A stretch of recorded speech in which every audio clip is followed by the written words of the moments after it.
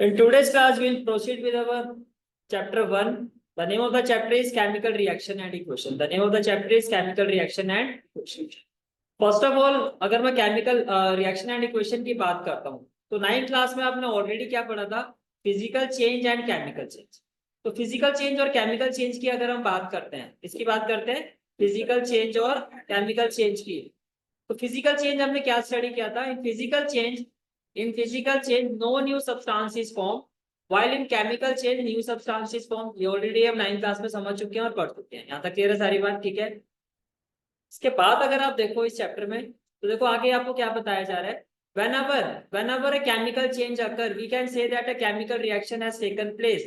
आपको ये कहा जा रहा है कि जब भी एक केमिकल चेंज होता है, whenever a chemical change occurs we can say that a chemical reaction has taken place। अब 9th क्लास से हम 10th क्लास को जोड़ो।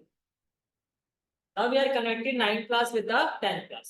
9th क्लास में हम क्या पढ़ के आए थे? Physical change and chemical change. अब 9th क्लास से 10th क्लास को कैसे जोड़ा जा रहा है कि भैया आपको पता है फिजिकल चेंज क्या होता है, केमिकल चेंज क्या होता है। तो जिसको आप केमिकल चेंज कहते हो वो कब होता है? जब एक केमिकल रिएक्शन होती है। यही आपका चैप्टर है। तो केमिकल चेंज कब होता है? whenever there is a chemical reaction takes place। तो whenever a chemical change occurs we can say that a chemical reaction has taken place। ज्यादा बात समझ में आ रही है? ये क्लियर होगी बात? ठीक है। उसके बाद देखो आपको क्या कहा जा रहा है, What is actually mean by a chemical reaction। अब हमें ये देखना है कि केमिकल रिएक्शन का मतलब होता क्या है। What is actually mean by a chemical reaction? How do we come to know that a chemical reaction has taken place? ये हम इस चैप्टर में पढ़े। मेरी बात समझ में आ गई? अभी तक आपने क्या चीजें समझी? फिजिकल चेंज क्या होता है? फिजिकल चेंज का मतलब ये हो गया कि कोई नया सब्सटेंस नहीं बन रहा है तो फिजिकल चेंज। केमिकल चेंज का मतलब क्या हो गया? There is a formation of new substance, we will say it is a there is a chemical change. पर केमिकल चेंज कब होता है? जब एक केमिकल रिएक्शन। तो कैसे पता चलेगा कि केमिकल रिएक्शन, यानी कि केमिकल रिएक्शन क्या होती है और हमें कैसे पता चलता है कि chemical reaction has taken place? ये सारा हम इस चैप्टर में सीखेंगे। यहाँ तक क्लियर हो गया? तो शुरुआत हम करते हैं अपनी first activity, which is activity 1.1। जिस एक्टिविटी 1.1, तो देखो एक्टिविटी 1.1 में क्या कहा जा रहा है आपको? Clean a magnesium ribbon about 3.4 centimeter long by rubbing it with a sandpaper। अब सबसे पहले क्वेश्चन ये आता है, देखो मैं पहले तो आपको दिखा देता हूँ यहाँ पर हो क्या रहा है। अगर आप इस एक्टिविटी में देखो, तो देखो ये जो आपको ये इसको जैसे आपने हिंदी में सुना होगा चिमटा, सुना ना चिमटा। तो ये जो हाथ में दिखाई दे रहा है आपको, ये एक चिमटा है। इसको हम कहते हैं टॉप। क्या कहते हैं? टॉप। इस चिमटे से क्या पकड़ा गया है? Magnesium ribbon. This is a magnesium ribbon. क्या है आपका? Magnesium ribbon. अब आपको इस मैग्नीशियम रिबन को क्या करना है? इस एक्टिविटी में बर्न कर। क्या करना है? बर्न कर। ठीक है। और जो आपने मैग्नीशियम रिबन लिया है उसकी लेंथ कितनी है? 3 to 4 सेंटीमीटर। इसकी लेंथ कितनी है? 3 to 4 सेंटीमीटर। यहाँ तक बात समझ में आ रही है? The length of this magnesium ribbon is 3 to 4 centimetre. लेकिन इसको बर्न करने से पहले आपको कहा जा रहा है कि आप इसको रब करोगे with sandpaper. We have what we have done, we have taken a magnesium ribbon और उसको हमने क्या किया? रब कर रहे हैं, क्लीन कर रहे हैं सैंड पेपर से। अब ऐसा क्यों करना पड़ रहा है? सबसे पहले हम ये समझते हैं कि हमें क्यों मैग्नीशियम रिबन को क्लीन करना पड़ता है। तो देखो सिंपल सा प्रोसेस होता है, बहुत ध्यान से समझना। बात ये होती है कि जब मैग्नीशियम रिबन जो होता है आपका, एटमोस्फेयर में जो ऑक्सीजन होती है, मैंने क्या कहा? एटमोस्फेयर में जो ऑक्सीजन होती है ये उसके साथ क्या करता है? रिएक्ट करता है। एटमोस्फेयर में जो ऑक्सीजन होती है ये उसके साथ क्या करता है? रिएक्ट करता है। ये समझ आ रही है बात? ठीक है। मैंने क्या कहा आपको? Magnesium ribbon reacts with oxygen, it react with oxygen present in the atmosphere। जैसे कि आपने मैग्नीशियम रिबन लिया तो हुआ क्या? जैसे आपने उसको लिया वो मैग्नीशियम नहीं है, वो मैग्नीशियम ऑक्साइड है। तो हुआ क्या कि जो मैग्नीशियम रिबन था एटमोस्फेयर में जो ऑक्सीजन थी उसके साथ क्या कर जाता है? रिएक्ट कर जाता है। जिसकी वजह से क्या होता है? Due to which a layer of magnesium oxide is form. अब देखो ये आपका क्या है? मैग्नीशियम रिबन है। किसके साथ रिएक्ट कर गया? ये एटमॉस्फेरिक ऑक्सीजन के साथ इसने ये रिएक्ट कर। तो जैसे ये रिएक्ट करता है तो एक लेयर बन जाती है। जैसे आप देख सकते हो ये रिबन है, इसके ऊपर एक लेयर आ गई। इसके ऊपर क्या आ गई? एक लेयर आ गई। It is a layer of magnesium oxide. अब बिकॉज ऑफ दिस लेयर ये प्रॉपरली बर्न नहीं करे। बिकॉज ऑफ दिस लेयर, यानी कि this layer will creates a hindrance in the process of burning। ये बात समझ में आ रही है? तो ये क्या है? Magnesium ribbon. Magnesium ribbon reacts with oxygen, oxygen present in the atmosphere. जैसे आपने मैग्नीशियम रिबन लिया तो हुआ क्या? जैसे आपने उसको लिया वो मैग्नीशियम नहीं है, वो मैग्नीशियम ऑक्साइड है। तो हुआ क्या कि जो मैग्नीशियम रिबन था एटमॉस्फेयर में जो ऑक्सीजन थी उसके साथ क्या कर जाता है? रिएक्ट कर जाता है। जिसकी वजह से क्या होता है? Due to which a layer of magnesium oxide is form. अब बिकॉज ऑफ दिस लेयर ये properly now this layer will prevent burning of magnesium, ये मैग्नीशियम रिबन को प्रॉपरली बर्न नहीं करने। तो अगर आपको इसको प्रॉपरली बर्न करना है तो आपको क्या करना होगा, पहले इसको क्लीन करना पड़ेगा। That is why we clean this ribbon with sand paper before burning. क्या इतनी बात समझ में आ गई? ये बहुत ही इंपॉर्टेंट क्वेश्चन जो है आपसे एग्जाम में पूछा भी जाता है। एग्जाम में क्वेश्चन किस तरह से पूछा जाता है ये भी बता देता हूँ। Why magnesium ribbon need to be clean before burn, why magnesium ribbon need to be clean before burning. क्या यहाँ तक सारी बात समझ में आ गई? चलूँ मैं आगे, क्लियर है यहाँ तक? ठीक है, अब देखो जी आगे। अब हुआ क्या देखो, what happen, clean a magnesium ribbon about 3 to 4 centimetre bye rubbing it with sand paper. ठीक है, जब आप इसको बर्न करोगे, अब आपने इसको क्लीन किया और इसको क्या किया आपने, बर्न किया। तो जब आप इसको बर्न करोगे तो व्हाट डू यू ऑब्जर्व, तो आप क्या देखोगे? तो जब हम इसको बर्न करेंगे, जब आप इसको बर्न करोगे तो आप क्या ऑब्जर्व करोगे? We will observe that magnesium ribbon, हम क्या ऑब्जर्व करेंगे, ये जो मैग्नीशियम रिबन है ये फ्लेम के साथ बर्न करेगा, ये फ्लेम के साथ बर्न करेगा। और फ्लेम भी कैसे होते हैं, डैजलिंग फ्लेम। कैसे होती है, डैजलिंग फ्लेम, यानी कि बहुत ही तेजी से जलेगा। And changes into a white powder, और एक व्हाइट जैसे दिखाई दे रहा है आपको, दिख रहा है ना आपको, ये एक फ्लेम के साथ बर्न कर रहा है, डैजलिंग फ्लेम कहते हैं इसको। यानी कि जो फ्लेम है कैसी होती है, डैजलिंग व्हाइट फ्लेम कहते हैं। ठीक है, और एक इसमें चेंज हो जाएगा, व्हाइट पाउडर में चेंज, एक इसमें चेंज हो जाएगा, व्हाइट पाउडर में चेंज हो जाएगा। मेरी बात समझ में आ रही है आपको जो मैं कह रहा हूँ? ठीक है, हुआ क्या, जैसे आपने इसको बर्न किया, जैसे आपने इसको बर्न किया, what happen, we will observe that, we will observe that magnesium ribbon burns with a flame and changes into a white powder, ये white powder में चेंज हो जाएगा। समझ आ गया किसमें चेंज हो जाएगा, व्हाइट। और ये जो व्हाइट पाउडर है ये क्या होता है आपका, मैग्नीशियम ऑक्साइड। ये क्या होता है, मैग्नीशियम ऑक्साइड। ये क्लियर हो गया? अब ऐसा क्यों हुआ, मैग्नीशियम ऑक्साइड क्यों क्या होगा, देखो आपने मैग्नीशियम को बर्न किया, एग्री करते हो? जब बर्न करते हैं तो किसके साथ, किसके थ्रू होता है, ऑक्सीजन के साथ। जैसे बात बर्निंग की आती है तो प्लस हो, the process of burning takes place in the presence of oxygen. तो जैसे आपने मैग्नीशियम को बर्न किया तो ये किसके साथ रिएक्ट करेगा, O2 के साथ। And what we will have, MgO। और MgO क्या होता है, ये जो व्हाइट पाउडर जो है वो MgO है। Magnesium reacts with oxygen, we will have magnesium oxide. यहाँ तक बात समझ में आ गई? क्लियर है यहाँ तक? चले आगे। ठीक है, तो एक्टिविटी 1.1 क्लियर होगी। तो देखो क्या लिखा हुआ है यहाँ पर, you can see that you must have observed that magnesium ribbon burns with a dazzling white flame। मानिएगा आपको, जब हम मैग्नीशियम रिबन को बर्न करते हैं dazzling white flame के साथ ये बर्न करता है and changes into a white powder. किसमें चेंज हो जाएगा, व्हाइट पाउडर। और वो व्हाइट पाउडर क्या है, मैग्नीशियम ऑक्साइड। मैग्नीशियम ऑक्साइड कैसे हुआ, बोलो सर, हमने इसको बर्न किया है। बर्निंग का मतलब magnesium react with oxygen and it will convert it to magnesium oxide. Clear हो गया? ठीक है, तो वो जो व्हाइट पाउडर है, this powder is magnesium oxide. ये जो पाउडर है वो क्या है आपका, मैग्नीशियम ऑक्साइड। ये बात समझ में आ रही है? ठीक है, ऐसा क्यों हुआ, it is form due to the reaction between magnesium and oxygen present in the air. यहाँ तक कोई भी डाउट है तो पूछो। तो एक्टिविटी 1.1 क्लियर हो गई। चलूँ मैं आगे। ठीक है, उसके बाद फिर आती है आपकी एक्टिविटी 1.2 के बाद आती है एक्टिविटी 1.2। तो देखो एक्टिविटी 1.2 क्या है, एक्टिविटी 1.2 में कहा जा रहा है take lead nitrate solution in a test. आपको क्या कहा जा रहा है, take lead nitrate solution in a test. Lead nitrate, lead nitrate का फॉर्मूला क्या होता है, लेड का मतलब Pb, लेड का मतलब Pb और नाइट्रेट का मतलब NO3। लेड का मतलब Pb और नाइट्रेट का मतलब क्या हो गया, NO3। तो अगर फॉर्मूले की बात करते हैं तो PbNO3 होल्ड। ये बात समझ में आ रही है? लेड नाइट्रेट का मतलब क्या हो गया, PbNO3 होल्ड ट्वाइस। इतनी बात समझ में आ गई? तो आपने क्या लिया, लेड नाइट्रेट, मींस आपने क्या लिया, PbNO3 होल्ड ट्वाइस। ये क्लियर हो गया? ठीक है, फिर आपको एक्टिविटी में देखो क्या कहा जा रहा है, फिर एक्टिविटी में आपको कहा जा रहा है add potassium iodide solution to this. इसमें क्या ऐड करना है, पोटेशियम आयोडाइड। पोटेशियम आयोडाइड होता है के for potassium and I means iodide. ये भी क्लियर हो गया? फिर आपको कहा जा रहा है व्हाट डू यू ऑब्जर्व, कि जब आप ऐसा करोगे तो आप क्या ऑब्जर्व करोगे, जब आप ऐसा करोगे तो आप क्या ऑब्जर्व करोगे। तो भैया ध्यान से समझना है इस चीज को। देखो आपने क्या किया, till now what we have done, आपने लेड नाइट्रेट को किसके साथ रिएक्ट किया, पोटेशियम आयोडाइड के साथ। तो जब हम इसको रिएक्ट करते हैं तो what will happen, what will happen, देखो होगा क्या, एक्सचेंज ऑफ आयंस होगा। लेड के पास क्या आ जाएगा, आयोडाइड आ जाएगा, ठीक है। और पोटेशियम के बाद क्या हो जाएगा, क्या चला जाएगा, नाइट्रेट चला। ये बात समझ में आ रही है, ऐसा क्यों हुआ, देखो लेड एक मेटल है, पॉजिटिव चार्ज, नाइट्रेट के ऊपर नेगेटिव, पोटेशियम के ऊपर पॉजिटिव चार्ज और इसके ऊपर नेगेटिव चार्ज। तो मैंने क्या कहा, exchange of ion, exchange of ion, यानी कि इस पॉजिटिव के बाद क्या आ गया, आई आ गया, और इस पॉजिटिव के बाद क्या चला गया, नाइट्रेट चला।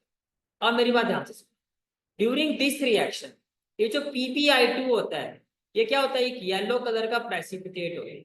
क्या होता है, येलो कलर का प्रेसिपिटेट। येलो कलर का प्रेसिपिटेट का मतलब, प्रेसिपिटेट का मतलब होता है इनसॉल्युबल सॉलिड सब्सटेंस।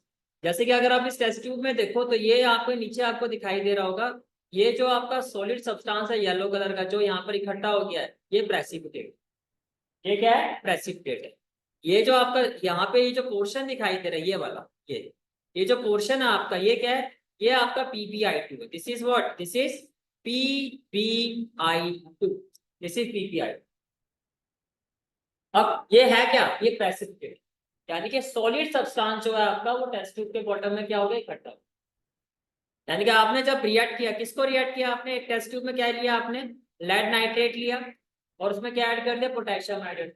जैसे रिएक्शन हुई तो क्या हुआ, इनसॉल्युबल सॉलिड सब्सटेंस, इनसॉल्युबल वो तो डिसॉल्व होगा नहीं, वो सारा का सारा कहाँ चला गया, वो नीचे इकट्ठा हो गया। इनसॉल्युबल सॉलिड जो सॉल्युबल नहीं होगा वो क्या होगा, वो नीचे जाके इकट्ठा हो जाएगा। तो ये आपका इकट्ठा होगा।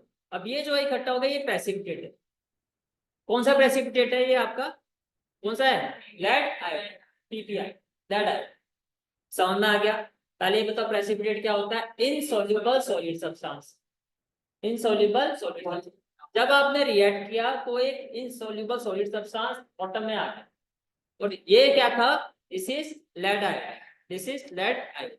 भाई हुआ क्या, देखो जब आपने इस रिएक्शन को किया तो आपने क्या किया, आपने क्या लिया, लेड नाइट्रेट लिया जो लिक्विड फॉर्म में था।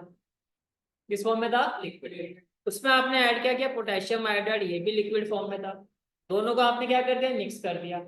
जब ये रिएक्शन हुई तो फिर क्या हुआ, एक इनसॉल्युबल सॉलिड सब्सटेंस आपका यहाँ बॉटम में आ गया, और ये इनसॉल्युबल सॉलिड सब्सटेंस था क्या, ये लेड आयोडाइड। ये इनसॉल्युबल सॉलिड सब्सटेंस था क्या, लेड आयोडाइड। यहाँ तक कोई भी डाउट है तो पूछ सकते, बोलो भाई, क्लियर हो गया।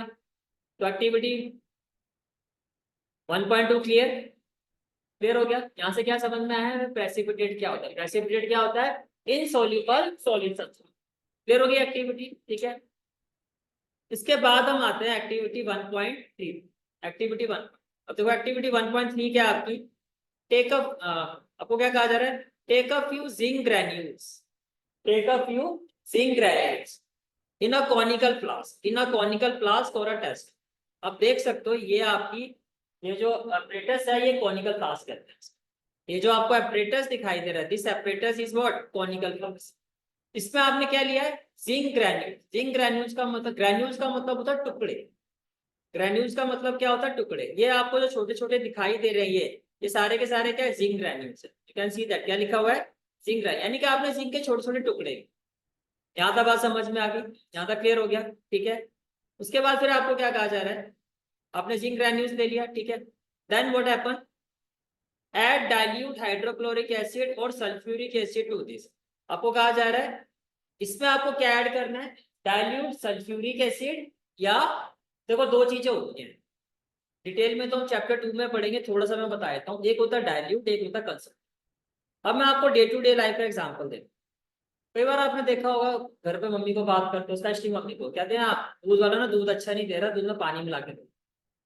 या किसी और कोई और आंटी को आपने कहते हुए सुना होगा कि भाई हमारे घर में दूध आता है प्योर नहीं आया, पक्का पानी मिला के दे।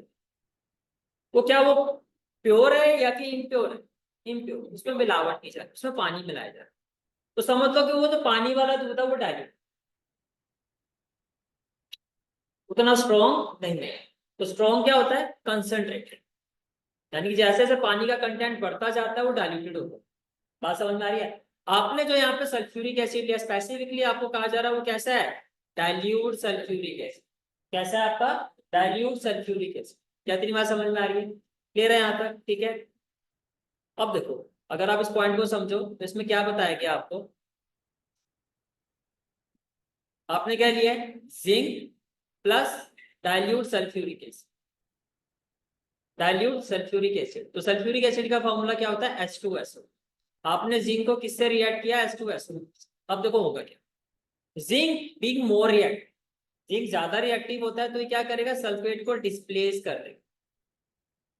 ज्यादा ताकतवर होने का मतलब ज्यादा रिएक्टिव केमिस्ट्री में, ये सल्फेट को अपनी तरफ खींच लेगा। तो ये क्या बन जाएगा, जिंक सल्फेट प्लस H2 का मतलब इससे गैस रिलीज होगी, इससे क्या रिलीज होगी, गैस। ठीक है, अभी ये जो स्टेट है इसमें मैं बाद में आऊंगा। अभी मोटी मोटी जो ये एक्टिविटी है ये समझ में आई आपको क्या हुआ इसमें।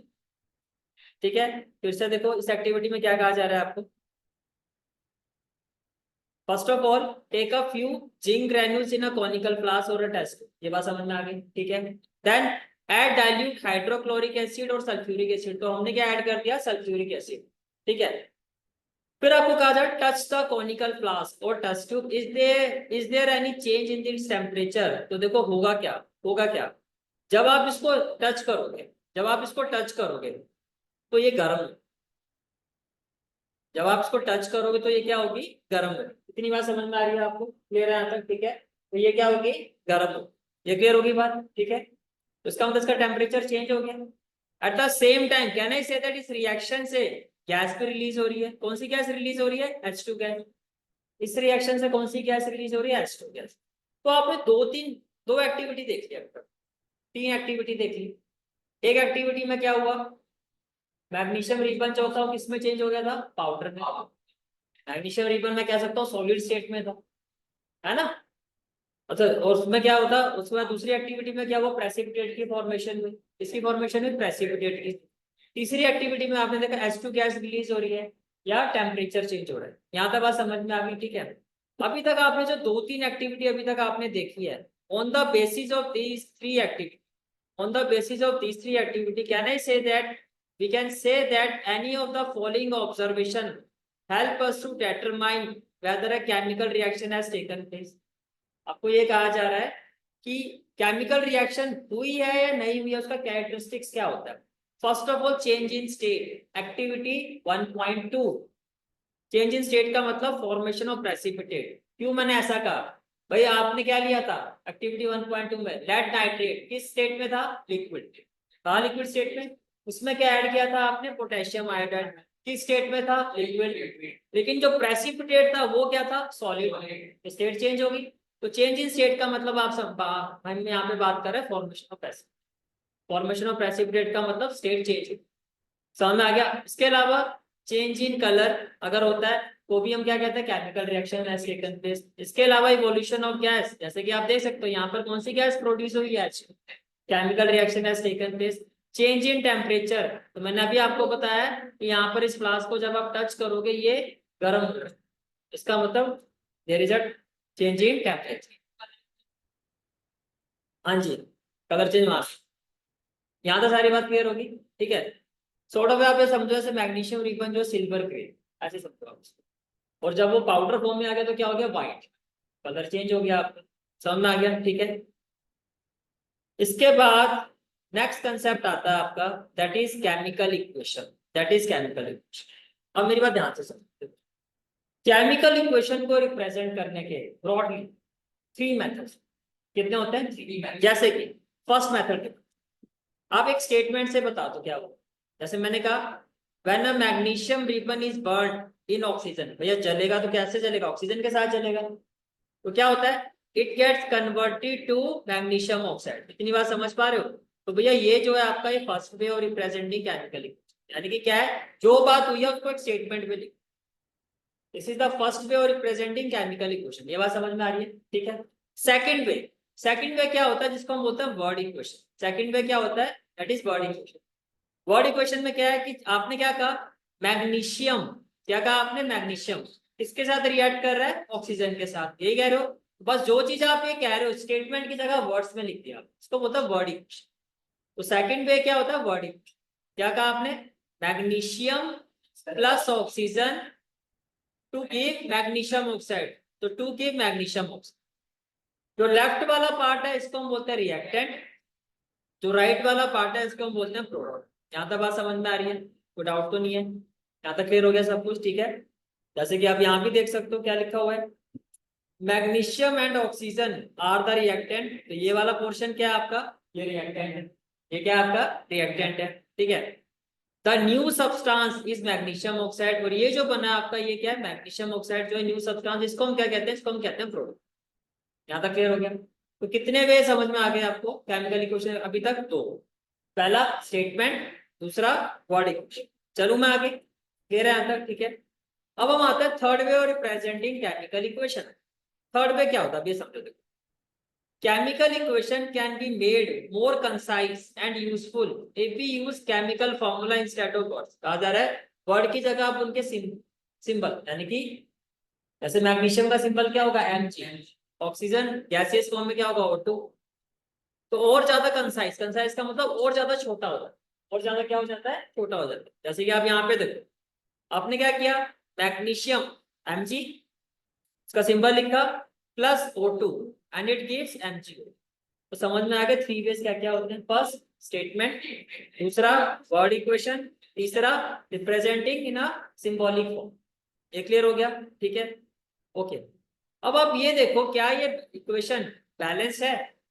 लेफ्ट हैंड साइड में देखो कितने मैग्नीशियम है, 1, और राइट हैंड साइड में कितने हैं, 1। लेकिन लेफ्ट हैंड साइड में कितनी ऑक्सीजन है, 2, और यहाँ पे राइट हैंड साइड में क्या है, मतलब ये बैलेंस। अब मेरी बात ध्यान से, जो केमिकल इक्वेशन बैलेंस नहीं होती है उनको क्या कहा जाता है, उनको कहा जाता है skeletal chemical equation. If a chemical equation is not balance, it means it is a skeletal chemical equation. सारी बातें यहाँ तक क्लियर है, ठीक है। फर्स्ट एक्टिविटी में क्या हुआ, हमने मैग्नीशियम रिबन को लिया। मैग्नीशियम रिबन को क्लीन क्यों किया जाता है, हाँ दीदी आप बताओ। वो लेयर कैसे बन गई, एटमॉस्फेरिक ऑक्सीजन के साथ वो रिएक्ट कर गया। अब उसको क्लीन कैसे करो, बाय यूजिंग सैंड टैग, क्योंकि अगर क्लीन नहीं करोगे तो क्या वो बर्न करेगा, नहीं करेगा। ये बात समझ में आ रही है सबको, ठीक है।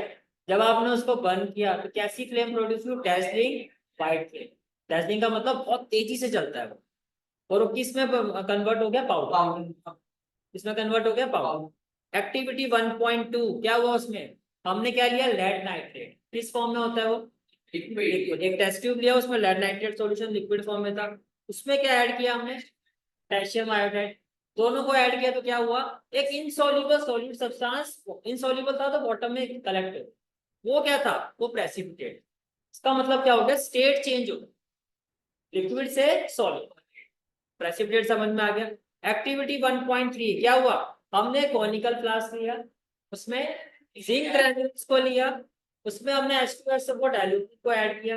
During this reaction what happen, zinc sulphate और हाइड्रोजन गैस रिलीज हुई। अब इसमें क्या हुआ, तो गैस रिलीज हुई और फ्लास्क का जो टेम्परेचर है वो भी बढ़ गया, वो गर्म हो जाता। तो इससे हमें पता चला कि कैरेक्टरिस्टिक्स ऑफ केमिकल रिएक्शन क्या होती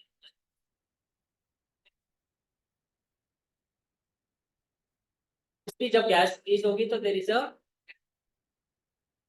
वो भी आ गया है, यहाँ तक क्लियर होगी बातें, ठीक है। उसके बाद जो केमिकल रिएक्शंस होती हैं, मैंने क्या कहा, केमिकल इक्वेशन को रिप्रेजेंट करने के तीन मेथड होते हैं, एक स्टेटमेंट, दूसरा वर्ड इक्वेशन, तीसरा सिंबॉलिक। फिर मैंने आपको ये बताया, अगर ये केमिकल इक्वेशन बैलेंस नहीं है इसको हम कहते हैं स्केलेटल केमिकल इक्वेशन। चलो मैं आगे, ठीक है। अब हम बात करते हैं बैलेंस केमिकल इक्वेशन, ठीक है। तो इसमें देखो आपको क्या बताया जा रहा है, as per your NCERT book, recall the law of conservation of mass. याद है सबको, law of conservation of mass क्या कहता है, mass can neither be created nor destroyed in a chemical reaction. कहता है केमिकल रिएक्शन में ना मास को क्रिएट कर सकते हो ना डिस्ट्रॉय कर सकते हो। इसका मतलब जो है वो वैसा का वैसे ही होना चाहिए। ये केमिकल रिएक्शन में जो रिएक्टेंट है वही क्या होना चाहिए, प्रोडक्ट भी होना चाहिए। समझ में क्या, that is why chemical we need to balance chemical equation. Otherwise जो आपका ये law of conservation of mass है इसका वॉयलेशन। समझ में आ गया, that is the total mass of the element present in the product of a chemical reaction has to be equal to the total mass of the element present in the reactant। यहाँ तक clear हो गया। in other words इसका क्या मतलब हुआ, in other words the number of atoms of each element remains the same। यानी कि रिएक्टेंट में जितने आपके नंबर ऑफ एटम्स होंगे उतने ही क्या होंगे, product. before and after a chemical reaction. Hence we need to balance a skeletal chemical equation. अब skeletal word क्यों यूज हुआ है? क्योंकि वो बैलेंस नहीं है। समझ में आ गया? ठीक है। अब देखो, जैसे कि आपने यहाँ पर एक रिएक्शन लिया, क्या है? जिंक प्लस सल्फ्यूरिक एसिड, ये कौन सी एक्टिविटी है? 1.3, यही हुआ था। तो ये आपकी बॉडी इक्वेशन है।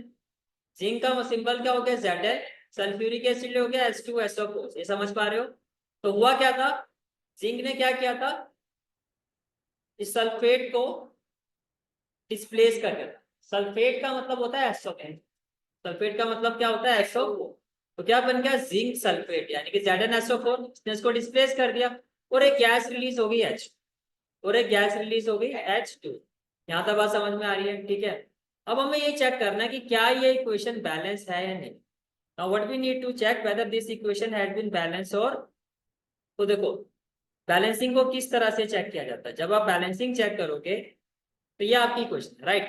तो कैसे? देखो, जब भी इक्वेशन की बैलेंसिंग चेक की जाती है, फर्स्ट ऑफ ऑल देखो क्या है, लेफ्ट हैंड साइड में जो एलिमेंट है वो देखो। लेफ्ट हैंड साइड में जो भी एलिमेंट, एक तो क्या है? Zn एलिमेंट, सिंगल इंडिविजुअल, और यहाँ पर क्या? हाइड्रोजन, आपने लिखा हाइड्रोजन, और आपका क्या है? सल्फर, आपने लिखा सल्फर, और आपका क्या? ऑक्सीजन, आपने लिखा ऑक्सीजन। ये क्लियर हो गया? ठीक है। अब आप ये देखो, लेफ्ट हैंड साइड में जिंक कितने हैं? जिंक 1, तो आपने यहाँ पे लिखा 1। यहाँ पे आपने क्या लिखा? 1। लेफ्ट हैंड साइड में कितने जिंक है? 1, तो आपने क्या लिखा? 1। ठीक है, यहाँ लिख देता हूँ। तो लेफ्ट हैंड साइड में आपने लिखा 1। ये क्लियर हो गया? ठीक है। इसके बाद राइट हैंड साइड में कितने जिंक है? 1, तो आपने यहाँ पे लिखा 1, तो ये भी 1 और ये भी 1। लेफ्ट हैंड साइड में कितने हाइड्रोजन है? 2, तो आपने लिखा 2, और यहाँ पे भी कितने हैं? 2, तो आपने लिखा 2। लेफ्ट हैंड साइड में कितने सल्फर है? 1, तो आपने लिखा 1। राइट हैंड साइड में कितने सल्फर है? 1, तो आपने लिखा। ये भी क्लियर है। लेफ्ट हैंड साइड में कितनी ऑक्सीजन है? 4, आपने लिखा 4, और राइट हैंड साइड में कितनी ऑक्सीजन है? 4। तो can I say that it is balance? Can I say that it is balance? ये तो बैलेंस है। क्लियर हो गया यहाँ तक? ठीक है, ओके। इसी तरह से देखो, एक और इक्वेशन की बना, आपको क्या की बना क्वेश्चन में? Fe reacts with H2O gives Fe3O4 plus H।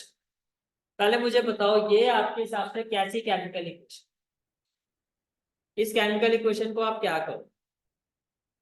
Symbolic. अगर वैसे कहो तो इससे आपने इसको सिंबल्स में रिप्रेजेंट किया है। थोड़ी देर बाद मैं फिर आप, अच्छा मेरी बात सुनो, एक्चुअली जो बैलेंस करने के ना दो मेथड, एक होता है हिट एंड ट्रायल मेथड। आपने क्या वर्ड सुना है? हिट एंड ट्रायल का? मैं कहूँगा आपने 9th में सुना है। कहाँ सुना है? पॉलिनोमियल चैप्टर में सुना ना? Exercise 2.3 question number 5, factorization cubic. आपके जी का जंजाल, सर में दर्द करने वाला क्वेश्चन। पहले हिट एंड ट्रायल मेथड से एक फैक्टर आता था, फिर क्या करते? हाँ, फिर long division, not long division, फिर आप डिवाइड करते थे। ठीक है, डिवाइड करके फिर आप फैक्टराइज करके बाकी के दो। हिट एंड ट्रायल का मतलब क्या होता है? आप अप्लाई कर। हिट एंड ट्रायल का मतलब क्या होता है? हम अप्लाई करके देखें। अब मेरी बात ध्यान से सुनो, जब आप किसी, अब देखो ये क्वेश्चन, आप ये अगर मैं देखूं यहाँ पर आप देखो, यहाँ पर मेरे को दिखाई दे रहा है Fe1 है और यहाँ पर Fe3 है, तो देख के समझ में आ गया केमिकल इक्वेशन बैलेंस। ये बैलेंस नहीं है ना? अब बताओ इस केमिकल इक्वेशन को क्या करूं? स्केलेटल। एक्चुअल में मैं ये, तो ये जो इक्वेशन है आपकी, ये कैसी इक्वेशन है? Skeletal chemical equation. Skeletal skeletal chemical equation. ये बात समझ में आ रही है? अब मेरी बात ध्यान से,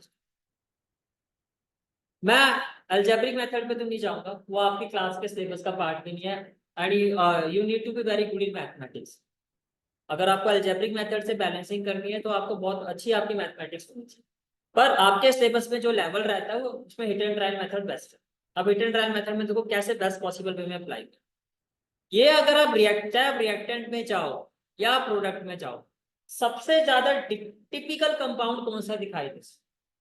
सबसे टिपिकल कंपाउंड, कंपाउंड का मतलब, जैसे कि देखो ये H2O कंपाउंड होता है ना, फिक्स रेशियो। इसमें टोटल आपके नंबर ऑफ एटम्स कितने हैं? 2 हाइड्रोजन 1 ऑक्सीजन, मैं बोल सकता हूँ 3 है। अच्छा यहाँ पे देखो Fe3O4, ये भी एक कंपाउंड है, 2 एटम जुड़े हुए हैं, तो फिक्स रेशियो। ठीक है, तो यहाँ पर Fe कितना है? 3 और 4, ये 7 है। तो सबसे ज्यादा जो एटम है वो किस कंपाउंड में है, Fe3O।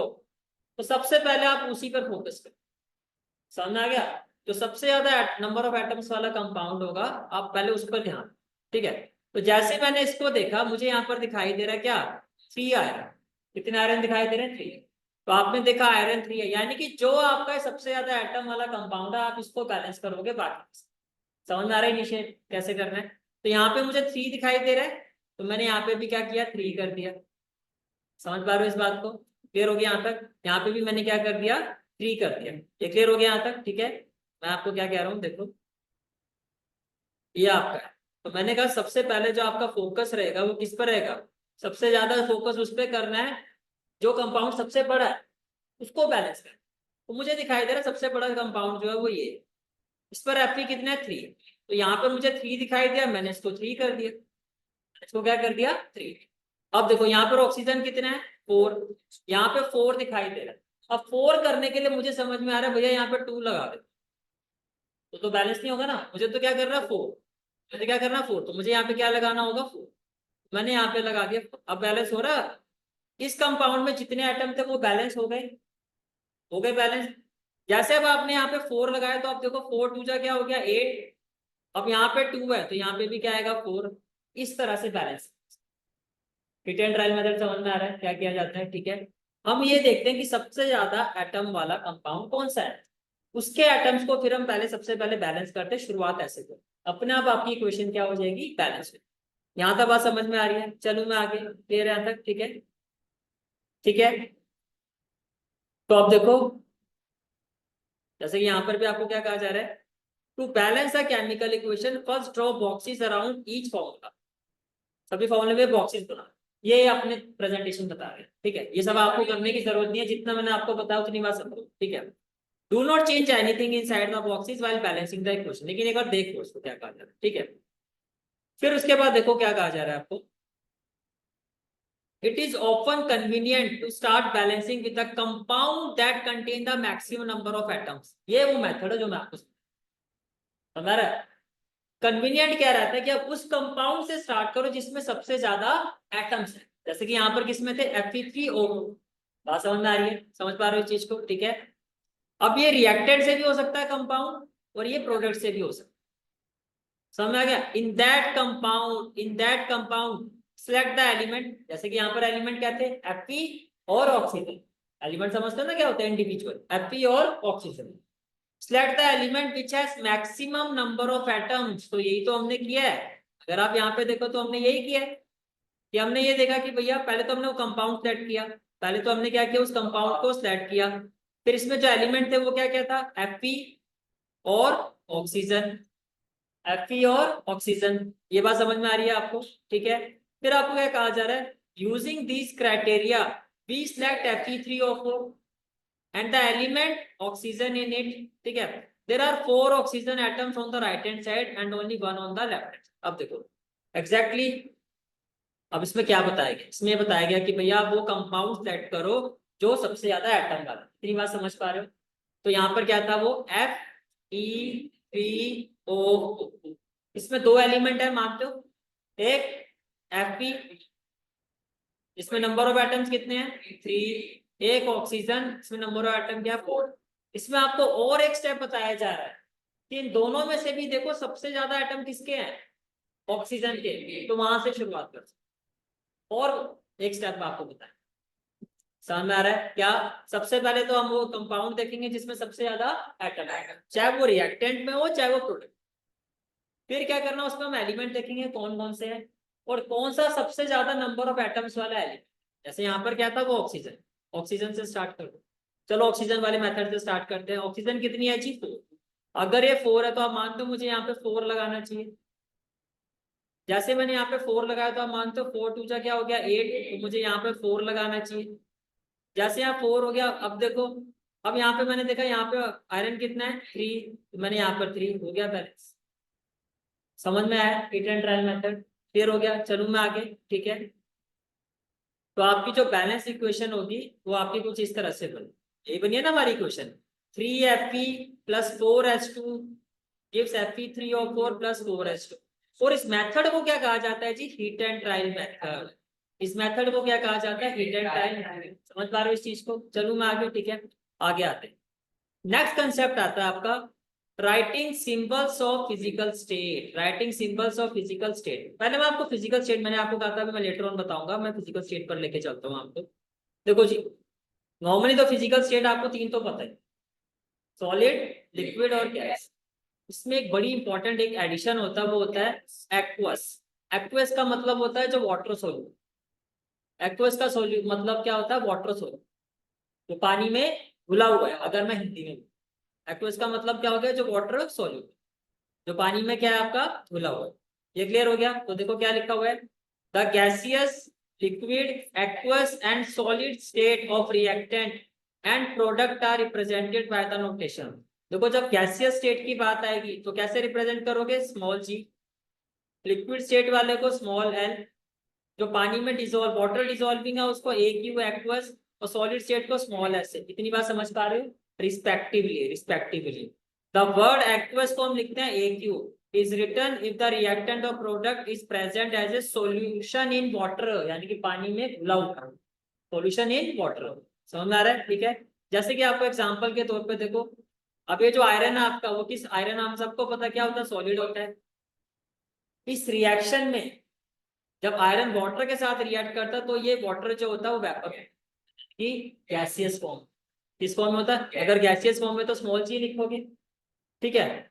और ये जो आपका प्रोडक्ट बना है, ये आपका किस फॉर्म में होता है? सॉलिड फॉर्म में। और H2 तो आपको पता है क्या होता है? गैस है। ये बात समझ में आ रही है आपको? क्लियर हो गया यहाँ तक? ठीक है। अब देखो, usually physical state are not included in a chemical equation. अब मेरी बात ध्यान से सुनो। अब क्वेश्चन ये बनता है, सर जब हम केमिकल इक्वेशन लिखते हैं, जब हम केमिकल इक्वेशन लिखते हैं तो क्या हमें फिजिकल स्टेट को अप्लाई करना है? मेरा आंसर है नहीं, अनटिल आपको क्वेश्चन में कहा जा रहा है कि फिजिकल स्टेट के साथ बताओ, आपके नंबर नहीं कटेंगे। जैसे कि आपको एक रिएक्शन दिखी, जैसे अभी हम क्वेश्चन करेंगे बैलेंसिंग वाले, आपको क्वेश्चन में कहा जा रहा है कि भैया इसको इससे बैलेंस करो, उसमें क्वेश्चन में कहीं नहीं कहा गया कि उसकी फिजिकल स्टेट भी बताओ, तो आपको नहीं लिखना अनलेस और अनटिल आप 100% श्योर हो कि आपको पता है कि इसमें इन सभी की फिजिकल स्टेट क्या है। तो एक अच्छे इंप्रेशन के लिए आप लिख सकते। अगर नहीं पता और क्वेश्चन में भी नहीं कहा गया तो कोई पंगा नहीं लेना है, आपके मार्क्स नहीं कटेंगे। आपको यहाँ स्पेसिफाई भी किया गया है in a chemical equation unless it is necessary to specify them, यानी कि अगर आपको क्वेश्चन में कहा जा रहा है कि फिजिकल स्टेट, तभी लिखना है। समझ पा रहे हो इस चीज को? ठीक है। Sometimes the reaction condition. अच्छा, इसके अलावा यह है कि ऐसा नहीं होता हर बार कि आपने आयरन लिया, वाटर लिया और वो रिएक्ट कर गया। हर स्टेट में ऐसा नहीं होता। काफी सारे रिएक्शन में कंडीशन की जरूरत होती है। कंडीशन का मतलब स्पेसिफिक टेम्परेचर मेंटेन करना पड़ता, तभी वो रिएक्टेंट रिएक्ट करेगा, या प्रेशर मेंटेन करना पड़ता तभी वो रिएक्शन होगा, या हमें कैटलिस्ट की जरूरत पड़ती है। कैटलिस्ट का क्या काम होता है? वो रिएक्शन को स्पीड को बढ़ा दे। स्पीड को बढ़ाने के लिए हम किसका यूज करते हैं? कैटलिस्ट। तो इसको कहा जाता है रिएक्शन कंडीशन। जैसे कि अगर आप एग्जांपल के तौर पर यहाँ पर देखो, ये क्या है? Carbon monoxide, CO. O2 होता है तो डाइऑक्साइड, सीओ का मतलब होता है कार्बन मोनोऑक्साइड। आपने किससे रिएक्ट किया इसको? हाइड्रोजन गैस से। ये आपको ये कंडीशन है जो एरो के ऊपर लिखा होता है, कंडीशन। ये तभी रिएक्ट करेगा जब इतना आप प्रेशर मेंटेन करोगे। कितना? 340 एटीएम का मतलब होता है एटमॉस्फेरिक प्रेशर। अब ये रिएक्शन करने के लिए आपको इतना प्रेशर क्या करना है? मेंटेन कर। Then what we will have, CH3OH आपका प्रोडक्ट बन जाएगा। अभी चैप्टर 4 में आपको पता चलेगा CH3OH क्या होता है। फिर भी आपकी नॉलेज के लिए बता देता हूँ, उसको बोलते हैं मिथानॉल। क्या बोलते हैं? मिथानॉल। ठीक है। अच्छा, क्या मैं मानूं कि हम सब ने फोटोसिंथेसिस पे पढ़ा हुआ है? फोटोसिंथेसिस की कंडीशन होती है ना, इन the presence of sunlight and chlorophyll. ये फोटोसिंथेसिस की रिएक्शन है। ये अभी लाइव प्रोसेस चैप्टर में हम यूज करेंगे, वहां तो आपको इसको प्रिपेयर भी करना पड़ेगा। आप इसे कर लोगे तो और अच्छा है। देखो फोटोसिंथेसिस में क्या होता है, the process by which green plant prepare their on in the presence of sunlight and chlorophyll. तो ये कंडीशन है। एक्चुअली इसमें होता क्या है, कार्बन डाइऑक्साइड वाटर के साथ react, carbon dioxide reacts with water in the presence of sunlight and chlorophyll. ये किसमें कन्वर्ट हो जाता है? ग्लूकोज। ग्लूकोज क्या होता है? C6H12 एक्वस यानी कि water soluble, plus oxygen plus water. समझ पा रहे हो इस चीज को? तो आपको ये समझ में आ गई कि काफी सारी केमिकल रिएक्शंस ऐसी होती है जिसमें हमें स्पेसिफिक कंडीशन को अप्लाई करना पड़ा। यहां तक कोई डाउट है तो बताओ। अब कितना आपको समझ में आया ये चेक कर, राइट।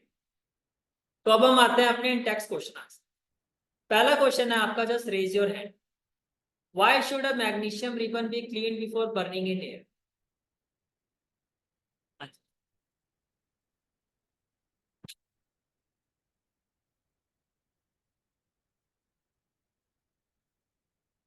ये अभी डिस्कस किया था हमने कि भैया मैग्नीशियम जो है किसके साथ रिएक्ट करता है, एटमॉस्फेरिक ऑक्सीजन के साथ, और वहां पर एक लेयर बन जाती है एमजी। ये हमने पढ़ा था, ठीक है। और वो जो है वो हिंड्रेंस क्रिएट करेगी। क्या करेगी? हिंड्रेंस क्रिएट करेगी, ठीक है। जैसे कि अगर आप आंसर में देखो इसके, अगर मैं इसके आंसर में एग्जैक्टली लेके आऊँ कि आपको आंसर किस तरह से देना है, इसका आंसर जो आपका आंसर होगा वो क्या होगा भाई? एमजी होता क्या है, मैग्नीशियम रिबन जो होता है वो एटमॉस्फेरिक ऑक्सीजन के साथ रिएक्ट कर जाता है, and what we will get? MgO. Due to the formation of MgO, Mg do not burn completely. Mg जो पूरी तरह से नहीं जलेगा, that is why we need to clean it by sandpaper. इतनी बात समझ पा रहे हो? क्लियर है यहाँ तक? ठीक है, ओके। उसके बाद आते हैं हम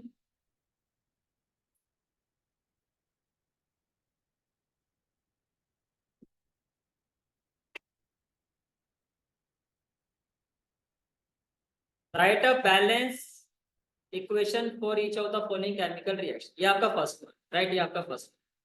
आपको क्या कहा जा रहा है? हाइड्रोजन। सिंपल हाइड्रोजन कभी नहीं लिखा जाता तो H2 है, इसका मतलब ये H2 है। किस फॉर्म में है? गैस फॉर्म में।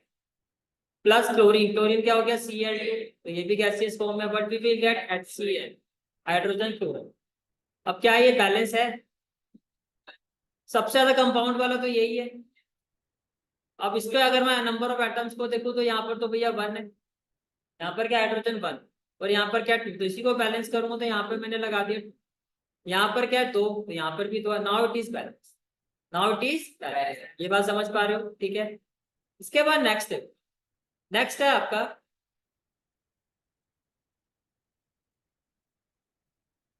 नेक्स्ट वन इज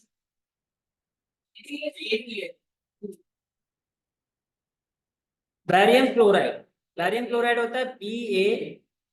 पहले तो को बैरियम होता है Ba, क्लोरीन होता है, क्लोराइड होता है Cl, ये तो पता है ना सबको। लेकिन बैरियम की वैलेंसी 2 होती है और क्लोरीन की 1 होती है। तो बैरियम क्लोराइड का मतलब हो गया BaCl।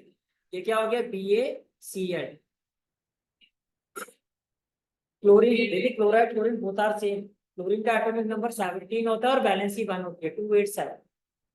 क्लोरीन का एटॉमिक नंबर कितना होता है? 17 होता है। 17 का मतलब क्या हो गया?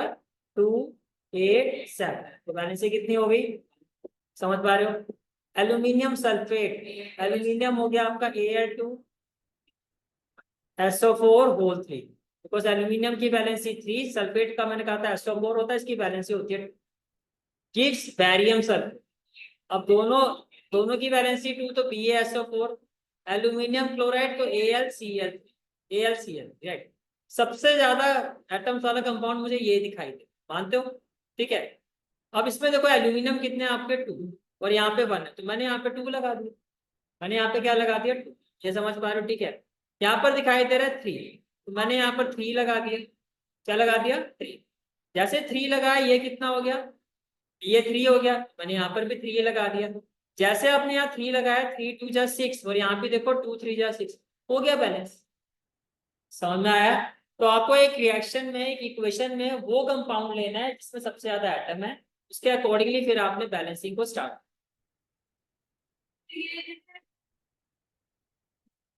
देख लो, तसल्ली करो। चलो आगे, क्लियर है? ठीक है। चलो जी, एक और देखते हैं। थर्ड वाला है आपका सोडियम प्लस वाटर। थर्ड वाला क्या है आपका? Sodium plus water. तो देखिए,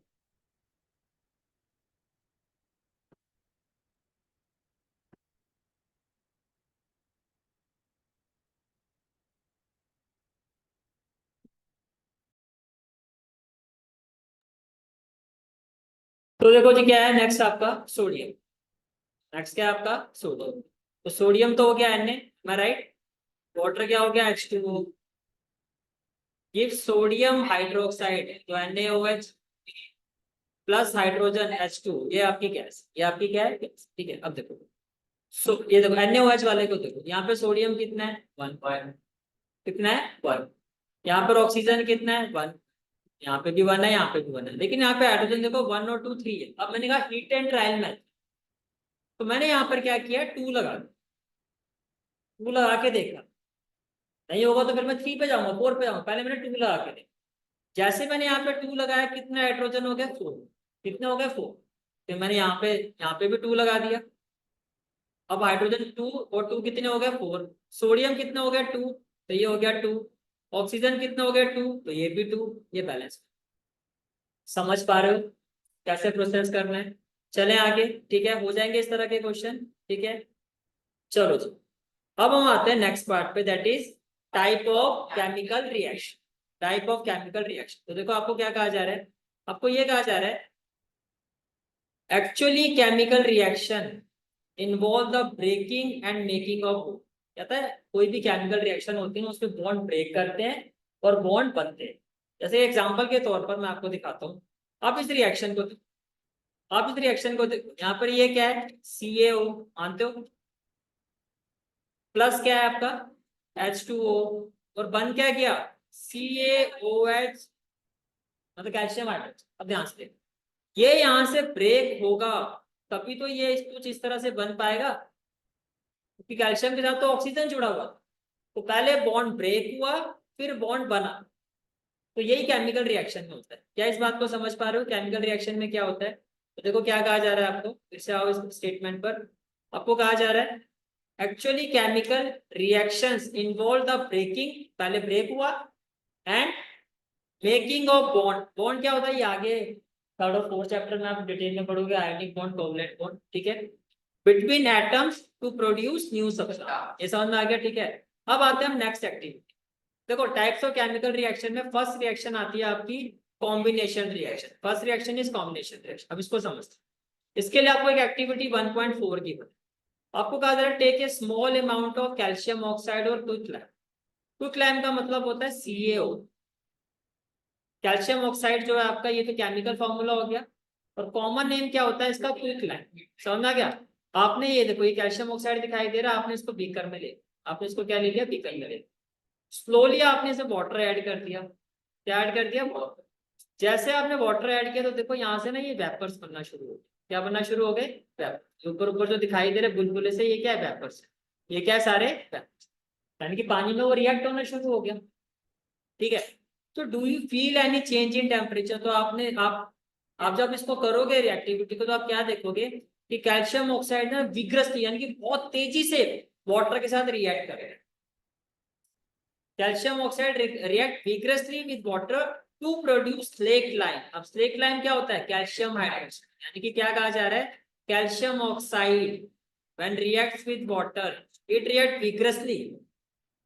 विग्रसली जैसे आपने कहा, विग्रसली का मतलब गैस प्रोड्यूस हो, गैस प्रोड्यूस होगी। कौन सी गैस प्रोड्यूस हो रही है यहाँ पे, यानी कि कैल्शियम हाइड्रोक्साइड ही हो गया ना आपका। गैस का मतलब हीट एनर्जी, यानी कि इसमें से क्या निकलेगी, हीट एनर्जी। समझ में आ रहा है यहाँ तक? ठीक है, there is releasing a large amount of heat, releasing a large amount of heat. ये समझ में आ गया? तो क्या हुआ, फिर से बताओ, calcium oxide reacts with water. अब मुझे एक बात बताओ, क्या आप एग्री करते हो कैल्शियम ऑक्साइड को वाटर से रिएक्ट करके आपने इसका एक सॉल्यूशन बना दिया? तो जब आप कैल्शियम ऑक्साइड का सॉल्यूशन बनाओगे तब आपको क्या मिलेगा, कैल्शियम हाइड्रोक्साइड। इस बात से एग्री करते हो? प्लस क्या होगा, हीट एनर्जी रिलीज होगी। अगर एनर्जी रिलीज होती है तो उसको हम कहते हैं एक्सोथर्मिक रिएक्शन। समझ पा रहे हो? किसी भी रिएक्शन में अगर हीट एनर्जी इवॉल्व होती है तो ऐसी रिएक्शंस को हम कहते हैं एक्सोथर्मिक रिएक्शन। रिएक्टेंट को रिएक्ट करने से एज ए प्रोडक्ट उसमें से क्या निकल रही है, heat energy, and such reactions are called as exothermic reaction. पर एक्चुअल में हुआ क्या इसमें, A react with B and we get C. A क्या है, कैल्शियम ऑक्साइड, बी क्या है, वाटर, और सी क्या है, कैल्शियम हाइड्रोक्साइड। तो डाउट है तो बताओ, समझ में आ रहा है? तो देखो क्या कहा जा रहा है आपको, calcium oxide react vigorously with water to produce lake like calcium hydroxide releasing a large amount of heat। ये क्लियर हो गया? ठीक है, such a reaction in which a single product is formed from two or more reactant is known as combination reaction. क्या ये बात समझ में आ गई आपको? अब भैया ये जो आपका एक कॉलम जो होता है ये इस तरह के, ये इसको जनरली हम लोग पढ़ते भी नहीं है, यहाँ से भी क्वेश्चंस आते हैं, एक एक चीज को स्टडी करें। अब देखो इसमें क्या दिया है, आपको कहा जा रहा है सॉल्यूशन ऑफ स्लेक लाइम। जैसे स्लेक लाइम का आगे तो फॉर्मूला बताओ क्या, कैल्शियम हाइड्रोक्साइड। स्लेक लाइम का मतलब कैल्शियम हाइड्रोक्साइड, तो आप कहोगे CaOH, ये होता है ना स्लेक लाइम। आपको कहा जा रहा है solution of slake lime produces by the reaction which is used for whitewashing, आपको कहा जा रहा है solution of slake lime produced by the reaction 1.13। अब ये जो स्लेक लाइम है जिसको हम व्हाइट वॉशिंग के लिए यूज करते हैं, ये बना कैसे? By the reaction 1.13। मेरी बात ध्यान से सुनो, मैं बार बार स्टेटमेंट पर आ रहा हूँ क्योंकि ये क्वेश्चन आता है। A substance which is used for white washing prepared by the solution of dash, तो किसके सॉल्यूशन से बना? ये कैल्शियम ऑक्साइड। समझ पा रहे हो इस चीज को? Calcium oxide. अब देखो दोबारा स्टेटमेंट पर आओ, क्या कहा जा रहा है आपको? आपको ये कहा जा रहा है a solution of slake lime produced by the reaction 1.13, ये इस रिएक्शन से बना है ना, इस रिएक्शन से। और ये जो स्लेक लाइम है, ये जो आपका स्लेक लाइम है वो किस चीज के लिए यूज होता है? It is use for white washing, ये समझ में आ रहा है आपको? अब मेरी बात सुनो, जब आप व्हाइट वॉशिंग करते हो कभी भी देख लेना, जब घर पे हो, अब चीजों को समझो साइंस में, तो एकदम वॉल में शाइन नहीं आती। आफ्टर 2 to 3 days वॉल में क्या आता है? शाइन आना शुरू। अब ऐसा क्यों होता है वो सब क्या कहा जा रहा था? Calcium hydroxide react slowly with the carbon dioxide. भैया आपने तो यहाँ पर क्या है, कैल्शियम हाइड्रोक्साइड जो व्हाइट वॉशिंग में यूज हुआ वो है क्या? Calcium hydroxide. कैसे बनाया?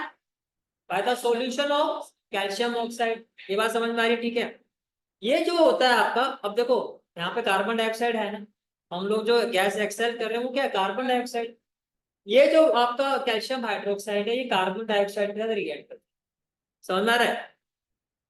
तो calcium hydroxide react slowly with carbon dioxide in air to form a thin layer of calcium carbonate on the wall, जिसकी वजह से वॉल पर थिन लेयर बन जाती है किसकी? कैल्शियम कार्बोनेट, और उसकी वजह से shine. Calcium carbonate is form after 2 to 3 days of white washing and gives a shiny finish to the wall। समझ में आ रहा है? अब यहाँ से जब क्वेश्चन आता है तो आपने तो दूर दूर तक पढ़ा नहीं होता, फिर आंसर क्या आता है? हेलो दीदियां बोलेंगी पर बाहर से आए कुछ क्वेश्चन थे, वो कुछ क्वेश्चन बाहर के जो होते हैं ना वो अंदर अंदर से आते हैं, वो ये वाले अंदर से आते हैं। समझ पा रहे हो? ठीक है। ऐसे आपको एक एक चीज को एनालाइज कर, यहाँ तक समझ में आ गया? तो हुआ क्या कि जो आपका कैल्शियम हाइड्रोक्साइड था, मान लो ये व्हाइट वॉशिंग की आपने, इससे आपने व्हाइट वॉशिंग की, फिर एटमॉस्फेयर में क्या थी? CO2, ये उसके साथ रिएक्ट किया, कितने दिनों में ये कंपाउंड बना? 2 to 3 days। क्या बन गया? Calcium carbonate plus water. और ये कैल्शियम कार्बोनेट की वजह से ये शाइन, यानी कि आपको ये कहा जा रहा है मेन कंपाउंड जो है आपका वो कैल्शियम कार्बोनेट होता है। Because of this calcium carbonate we get shine on the white washing. समझ पा रहे हो इस चीज को? चले आगे। ठीक है, ओके। कुछ और रिएक्शन बात करते हैं कॉम्बिनेशन की, जैसे कि burning of coal, A+B gives AB, यही है ना कॉम्बिनेशन। तो देखो carbon react with oxygen give CO2, ये कॉम्बिनेशन है। और देखो formation of water from H2 and O2, ये भी समझ में आ रहा है? तो इसमें क्या हुआ? Hydrogen as a gas react with oxygen as a gas to give water. ठीक है। In simple language we can say that when two or more substances, elements or compounds combine to form a single product, the reaction are called combination reaction। समझ आ रहा है? दो और मोर element और compound जब react करते हैं और एक सिंगल प्रोडक्ट बनता है तो कॉम्बिनेशन रिएक्शन। या फिर रिएक्शन, अब मैंने क्या कहा, इसमें हीट रिलीज होती है। कॉम्बिनेशन रिएक्शन में क्या होता है? हीट रिलीज होती है। कैसी होती है? एक्सोथर्मिक। अब एक्सोथर्मिक क्या होता है?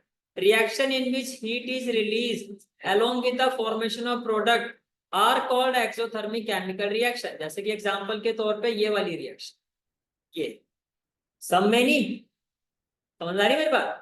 कॉम्बिनेशन रिएक्शन में कुछ रिएक्शंस ऐसी होती हैं आपकी जिसमें प्रोडक्ट के साथ साथ क्या रिलीज होती है, हीट। ऐसी रिएक्शंस को हम क्या कहते हैं, एक्सोथर्मिक रिएक्शन। ऐसी अब मुझे ये बताना, क्या आप इस रिएक्शन को एक्सोथर्मिक कहोगे, ये वाली जो है C+O2, क्या इसको कहोगे एक्सोथर्मिक? नहीं, क्योंकि इसमें प्लस हीट है नहीं है। क्या आप इसको एक्सोथर्मिक कहोगे? नहीं। जिसमें प्रोडक्ट के साथ हीट रिलीज होगी वो एक्सोथर्मिक। क्या इतनी बात समझ पा रहे हो? जैसे एक्सोथर्मिक के कुछ और एग्जांपल आपकी बुक में गिवन है, देखो। बर्निंग ऑफ नेचुरल गैस, क्या है आपका? बर्निंग ऑफ नेचुरल गैस, तो क्या हुआ? नेचुरल गैस क्या होती है? मीथेन। नेचुरल गैस क्या होती है? मीथेन, जिसको हम क्या कहते हैं? CH। बर्निंग जहां आ गई तो क्या करोगे? +O2। एग्री करते हो? तो जब ये दोनों रिएक्ट करते हैं, नेचुरल गैस जब आप इसको बर्न करते हो मीन्स ऑक्सीजन के साथ रिएक्ट करते हो, we get CO2 plus H2। CO2 plus H2, तो ये भी आपकी क्या है, इसमें H2 as a gas release हो रहा है, इसमें भी हीट रिलीज हो, क्या रिलीज होती है? हीट। समझ में आ रहा है? तो ये भी क्या है? Exothermic reaction. क्लियर हो गया यहाँ तक? ठीक है।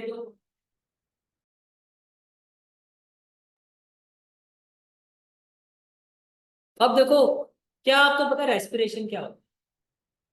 देखो ये चीजें आप डिटेल में पढ़ोगे जब हम चैप्टर पढ़ेंगे लाइफ प्रोसेस, क्योंकि बायो से रिलेटेड कंसर्न। नॉर्मली अभी तक हम आप जनरली स्टूडेंट्स को ये लगता है जो ब्रीथिंग हम करते हैं वो respiration, that is not respiration. देखो रेस्पिरेशन होता क्या, ध्यान से समझो।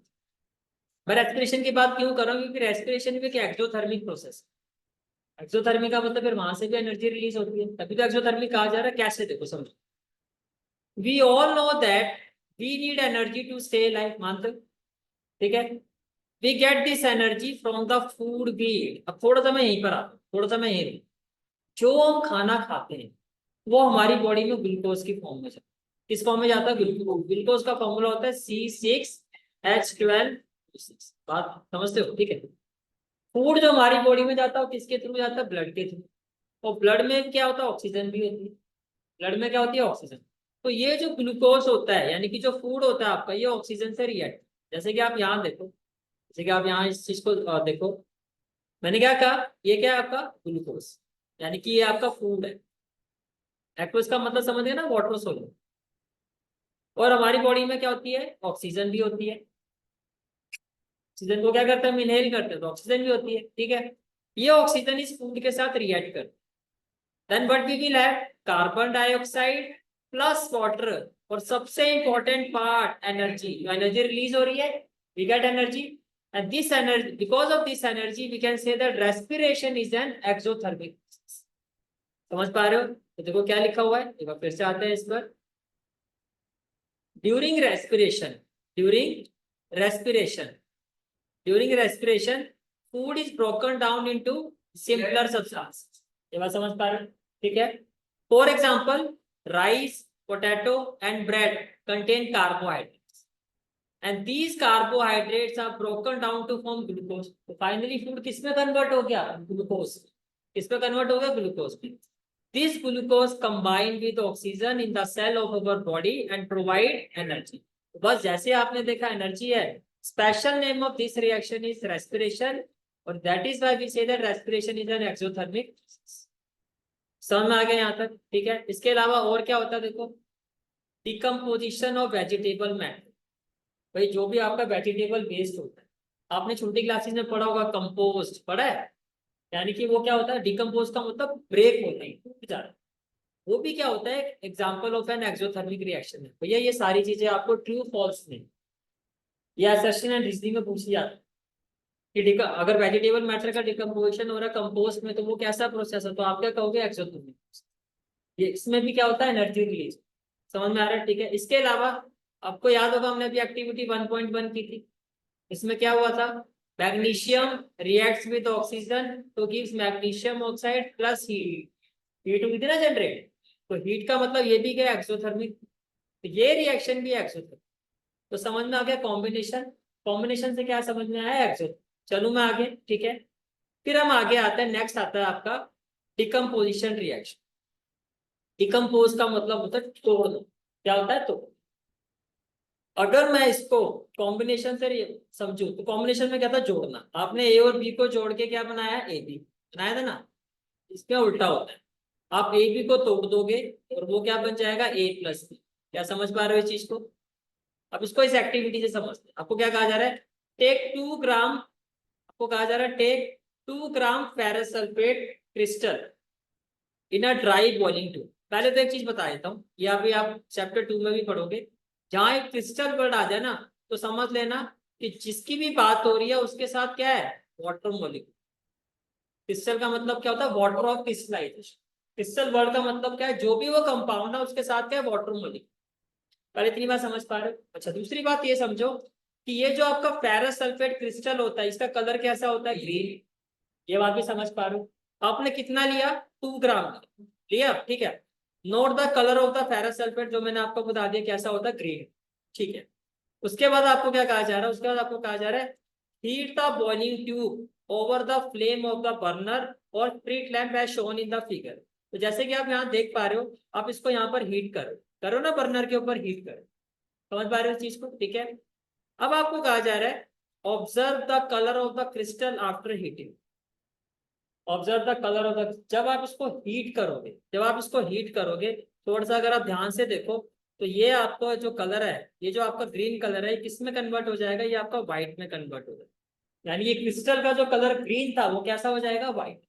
पहले 3 बार समझ में आ रही है, ठीक है। उसके बाद देखो क्या कहा जा रहा है, have you noticed that the green colour of the ferrous sulphate crystal has change. Colour change हो गया, पहली चीज। दूसरी चीज क्या हुई, जो इसकी स्मेल थी, इसमें से स्मेल आ रही है, देखो आपको क्या ये दिखाई दे रहा है, धुआं सा निकल रहा है, ये देखो, देख पा रहे हो इसको, निकल रहा है ना। तो धुएं से अगर आप इसको स्मेल करोगे, जब आप इसको स्मेल करोगे तो ये स्मेल कैसी होती है, रोटन एग की स्मेल होती है ना, जैसे वैसे। रोटन एग का मतलब देखो इसमें क्या कहा जा रहा है, जब आप इसको स्मेल करोगे तो इस रिएक्शन के बाद जो स्मेल आएगी वो कैसी आएगी, ओडियर ऑफ बर्निंग सल्फर। कैसी स्मेल आएगी, जो स्मेल आएगी वो किसकी आएगी, बर्निंग सल्फर। बर्निंग सल्फर की जो स्मेल होती है रोटन एग की स्मेल है, सड़े हुए अंडे की जैसे स्मेल होती है, एक वैसी स्मेल है। इस चीज को समझ पा रहे हो, पहले बताओ, ये चीज क्लियर होगी। चलो मैं आगे, ठीक है। तो देखो इस रिएक्शन में हुआ क्या, इस रिएक्शन में क्या हुआ, दैट फेरस सल्फेट, आपने इसको क्या किया, हीट किया, हीट ही किया ना, हीट करने पर ही तो हुआ। वो किस में कन्वर्ट हो जाता है एक्चुअली, फेरिक ऑक्साइड। किसमें कन्वर्ट हो जाता है, ferric oxide plus sulphur dioxide. कौन सी गैस रिलीज होती है, sulphur dioxide plus sulphur trioxide. तो इस रिएक्शन में ये सारी चीजें आपकी इवॉल्व होती है। हुआ क्या, फिर से बताता हूँ।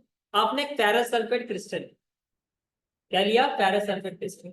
जब आपने इसको हीट किया, एक converted to ferric oxide, converted to ferric oxide plus sulphur dioxide and sulphur trioxide. तो देखो क्या लिखा हुआ है यहाँ पर, आपको कहा जा रहा है, देखो मैंने आपको अभी बताया था, जो फेरस सल्फेट होता है इसका कलर कैसा होता है, ग्रीन।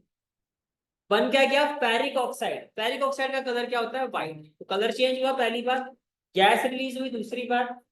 तो यानी कि समझ में आ रहा है केमिकल रिएक्शन हुई है, क्या हुई है, केमिकल रिएक्शन। तो देखो क्या लिखा हुआ है, in this reaction you can observe that a single reactant breaks down to give simpler product. One है यहाँ पे, देखो एक सिंगल रिएक्टेंट था, क्या था आपका, FeSO4 था। एक रिएक्टेंट कितने प्रोडक्ट में चेंज हो गया, 1 2 3। एक रिएक्टेंट ब्रेक होके 3 सिंपलर प्रोडक्ट में चेंज हो गया, दैट इज डिकम्पोजिशन। तो क्या कहा जा रहा है आपको, in this reaction you can observe that a single reactant break down to give simple product, this is a decomposition reaction. Ferrous sulphate crystal, मैंने क्या कहा था, क्रिस्टल का मतलब एडिशन ऑफ वाटर मॉलिक्यूल। इस क्रिस्टल में कितने वाटर मॉलिक्यूल होते हैं इसके साथ में, 7। ये फिक्स हो, हर क्रिस्टल में जो वाटर मॉलिक्यूल्स का एडिशन होता है वो फिक्स हो। जैसे इसमें कितने होते हैं, 7। अब देखो इस रिएक्शन में होता क्या, यानी कि ओरिजिनली जो आपके पास क्रिस्टल था, मानता हूँ उसमें FeSO4 के 7 मॉलिक्यूल्स ऑफ वाटर थे। तो जब आपने इसको हीट किया तो सबसे पहले तो आप मानते हो ना वाटर लॉस होगा, वाटर रिलीज हो जाएगा, ठीक है। Loose water when heated and the colour of the crystal change, इसमें चेंज हो गया, ग्रीन से व्हाइट, ग्रीन से किसमें चेंज हो गया, व्हाइट। उसके बाद फिर डिकम्पोज होना शुरू। फर्स्टली क्या हुआ, वाटर मॉलिक्यूल खत्म, फिर क्या हुआ, क्रिस्टल का कलर चेंज, ग्रीन से व्हाइट। फिर ये चेंज होना शुरू हुआ सिंपल प्रोडक्ट, किस किस में चेंज हुआ, एक तो ferric oxide that is Fe2O3 and sulfur dioxide that is SO2 and sulfur trioxide that is SO3. Ferric oxide क्या होता है, सॉलिड होता है, और SO2 SO3 की तो क्या होती है, गैसेस। समझ में आ गया यहाँ तक? चलूँ मैं आगे, ठीक है। आप देखो, calcium oxide is called lime और क्विकलाइम, ये तो आपको पता है। इसका क्या होता है, कॉमन नेम होता है CaO, ठीक है। It has many uses. अब ये एग्जाम में पूछा जाता है, ध्यान से सुनना है वाली statement. One is in the manufacture of cement. Quicklime का एक मेन यूज क्या होता है, या ये क्वेश्चन ऐसे आता है, एक कंपाउंड जिसको हम मैन्युफैक्चरिंग ऑफ सीमेंट पे यूज करते हैं वो क्या है, तो आपका क्या होगा, कैल्शियम ऑक्साइड। कैल्शियम ऑक्साइड, ठीक है। जब हम कैल्शियम ऑक्साइड को डिकम्पोज करते हैं, when a decomposition reaction is carried out by heating. अब डिकम्पोजिशन देखो, यानी कि ये डिकम्पोज होकर कैसे बनता है, हम क्या करते हैं, हम लेते हैं कैल्शियम कार्बोनेट। हम क्या लेते हैं, कैल्शियम कार्बोनेट। हम कैल्शियम कार्बोनेट को जब डिकम्पोज करते हैं तो what we will have, calcium oxide. और मैं आपको देखो एक चीज बताता हूँ, पूरे केमिस्ट्री में ये चलती रहेगी बात। जहां CO3 आएगा और जब ये डिकम्पोज होगा तो एक गैस रिलीज होगी CO2। CO3 से हमेशा गैस कौन सी मिलेगी, CO2। तो देखो, आपने CO3 को क्या किया, हीट किया, यानी कि इसकी कंडीशन है, आपने इसको क्या किया, हीट। यानी कि एक आपका कॉम्प्लेक्स प्रोडक्ट था, वो डिकम्पोज हो गया, ब्रेक हो गया, सिंपल प्रोडक्ट। वो सिंपल प्रोडक्ट क्या है, वो calcium oxide plus carbon dioxide. Calcium oxide का मतलब टूथ लाइन, इसमें यूज होता है in the manufacturing of cement. समझ में आ गया? चलो मैं आगे, ये चीज क्लियर होगी, ठीक है। इसके बाद फिर हम आगे आते हैं। कहता है another example of A thermal decomposition. Thermal क्या होता है, पहले ये बताए तो। ऐसा डिकम्पोजिशन जिसमें आपको हीट की जरूरत पड़ती है, हीट। थर्मल का मतलब होता है हीट, डिकम्पोजिशन का मतलब ब्रेक। आप इस कॉम्प्लेक्स कंपाउंड को ब्रेक कर पा रहे हो किसकी हेल्प से, हीट की हेल्प से। तो इसको क्या कहोगे, थर्मल डिकम्पोजिशन। क्या कहोगे, थर्मल डिकम्पोजिशन। ये क्लियर हो गया यहाँ तक, ठीक है। अब एक और एक्टिविटी देखो, that is activity 1.6। Take about 2 gram lead nitrate. Lead nitrate का मतलब होता है PbNO3 होल्ड। आपने लिया, ठीक है। Hold the boiling tube with a pair of tongue. आपने बॉइलिंग ट्यूब में क्या लिया, लेड नाइट्रेट सॉल्यूशन। तो फिर आपने इसको क्या किया, हीट। क्या किया आपने, हीट। ठीक है। जब आप हीट करोगे तो आप क्या ऑब्जर्व करोगे, देखो यहाँ से ब्राउन कलर का एमिशन होगा, यानी कि जो धुआं निकलेगा कैसे कलर का होगा, ब्राउन कलर। इसको बोलते हैं ब्राउन फ्यूम्स। ये ब्राउन फ्यूम्स क्या है, नाइट्रोजन डाइऑक्साइड। ये ब्राउन फ्यूम्स क्या है, nitrogen dioxide. You will observe the emission of brown fumes and these fumes are of nitrogen dioxide. These fumes are of nitrogen dioxide. तो actually यहाँ पर हुआ क्या, आपने लिया क्या, lead nitrate, that is PbNO3 whole twice. आपने इसको क्या किया, हीट किया। आपने इसको क्या किया, हीट किया। ये बात समझ में आ रही है? हीट करने के बाद क्या होता है, कन्वर्टेड टू, ये कॉम्प्लेक्स कंपाउंड था, हीट करने पे डिकम्पोज हो गया। डिकम्पोज किसमें हो गया, सिंपलर प्रोडक्ट। वो सिंपलर प्रोडक्ट क्या थे, लेड ऑक्साइड, समझ पा रहे हो, नाइट्रोजन डाइऑक्साइड जो कि गैस है, प्लस ऑक्सीजन। लेकिन जो ब्राउन फ्यूम्स वो निकला वो क्या था, नाइट्रोजन डाइऑक्साइड गैस। क्या इतनी बात समझ में आ गई? चलें आगे, ठीक है। इसके बाद नेक्स्ट एक्टिविटी आती है आपकी, एक्टिविटी 1.7। नेक्स्ट एक्टिविटी क्या आती है आपकी, एक्टिविटी 1.7। अब ध्यान से देखो, आपको कहा जा रहा है टेक ए प्लास्टिक मग। तो ये दिखाई दे रहा है, this is a plastic mug. Clear हो गया अंदर, ठीक है, दिस इज अ प्लास्टिक मग। फिर आपको कहा जा रहा है drill 2 holes at its base. आपने यहाँ पे 2 होल कर दिए, जैसे कि एक होल ये कर दिया, एक होल ये कर दिया, ठीक है। फिर आपको कहा जा रहा है fit rubber stopper in this holes. तो आपने ये रबर स्टॉपर, ये रबर स्टॉपर दिखाई दे रहे हैं ना आपको, ये आपने फिट कर कनेक्ट दीज। फिर आपने क्या किया, इसमें 2 कार्बन इलेक्ट्रोड इंसर्ट कर दिए। मैं आपको दिखाता हूँ, ये ब्लैक कलर के दिखाई दे रहे हैं, ये 2 कार्बन इलेक्ट्रोड। आता बात समझ में आ गई, ठीक है। अब देखो, fill the mug with water. आपने इस मग को किससे भर दिया, पानी से। ये आप देख सकते हो, ये इसमें यहाँ तक क्या, ये सारा क्या है इसमें, पानी है। ये सारा क्या है इसमें, वाटर। यहाँ तक कोई डाउट है, यहाँ तक क्लियर होगी बात, ठीक है। फिर क्या किया आपने, add a few drops of dilute sulphuric acid. Dilute strong या वीक, वीक, पानी मिला। वीक, स्ट्रॉन्ग को क्या कहते हैं, कंसंट्रेट। तो आपने क्या किया, add a few drops of dilute sulphuric acid to the, आपने इसमें डाइल्यूट सल्फ्यूरिक एसिड ऐड, ठीक है।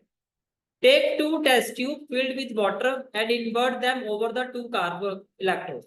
आपने 2 टेस्ट ट्यूब ले ली और उसको उल्टा करके इसके ऊपर रख दे, इलेक्ट्रोड्स के ऊपर। ये चीज समझ में आ रही है जो मैं शेप दिखा रहा हूँ? ये कैसी है? इन्वर्टेड का मतलब समझते हो? जैसे सीधी है, ये इन्वर्टेड। आपने टेस्ट ट्यूब ऐसी होती है तो आपने उसको उल्टा करके इलेक्ट्रोड्स के ऊपर ऐसे रख दिया, ठीक है। उसके बाद आपने क्या किया, देखो ये जो इलेक्ट्रोड्स है आप देख सकते हो यहाँ पर, आपने इन इलेक्ट्रोड्स को इस बैटरी से कनेक्ट कर दिया, कहते हैं ना वायर के थ्रू। अब जैसे आप यहाँ से इस बैटरी से स्विच ऑन करोगे, करंट पास करोगे, तो यहाँ पर गैस प्रोड्यूस होगी।